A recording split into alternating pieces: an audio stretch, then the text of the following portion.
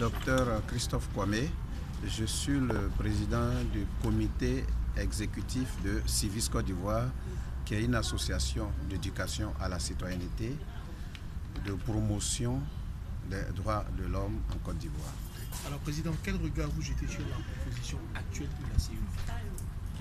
Nous avons du mal en tant qu'organisation citoyenne à parler de la composition de l'organe de gestion des élections qui s'appelle la CEI, parce que, ayant été sur le terrain de l'observation électorale, nous avons compris qu'en termes de problèmes et d'intégrité des résultats, la CEI jouait un moindre rôle.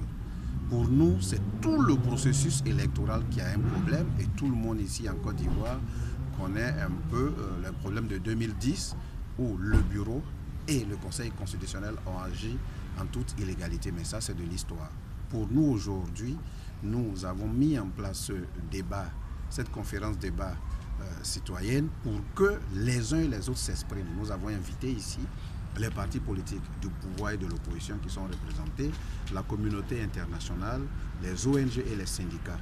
Le débat ici, c'est de dire que nous avons un arrêt qui légalise un certain nombre de choses, c'est-à-dire que la loi, l'arrêt impose au gouvernement de faire une réforme précise qui touche que 3 points tels que l'indépendance, l'impartialité et l'égalité.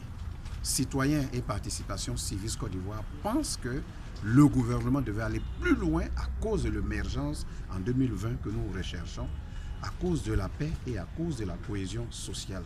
Donc, cette conférence débat est un plaidoyer envers toutes les parties prenantes qui sont en priorité le gouvernement, les syndicats, les partis d'opposition et les partis au pouvoir, pour qu'ensemble on comprenne que l'intérêt général de la Côte d'Ivoire, qui est la paix et la cohésion sociale, ne mérite pas qu'on se préserve et qu'on ne discute pas.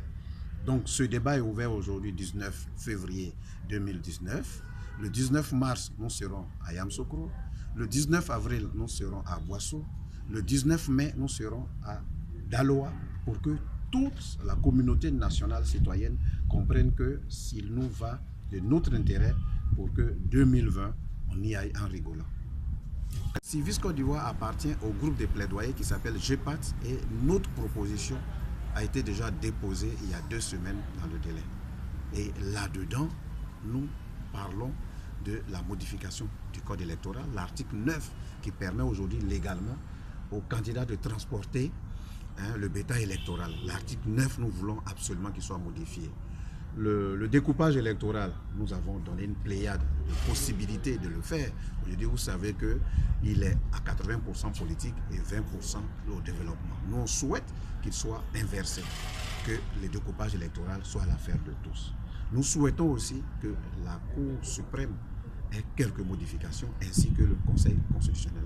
Mais l'innovation de la proposition, c'est le pouvoir de police que nous voulons donner au président des CEI locales. Tirant les leçons de la crise à Bassam, nous sommes rendus compte que le préfet était présent, le commandant de brigade était présent, le commissaire était présent, et des loupards ont pu traverser tout ce monde-là et casser les urnes. Or, si le pouvoir de police était arraché du main du préfet et qu'il était donné au président de la CEI locale pour la période des élections, comme dans certains pays que nous avons visités, où nous avons fait des observations électorales, cela pourrait régler le problème de l'insécurité dans les urnes. Donc, voilà quelques éléments qui sont fondateurs de notre réflexion. Dans votre intervention, vous avez parlé de CEI apolitique. Oui.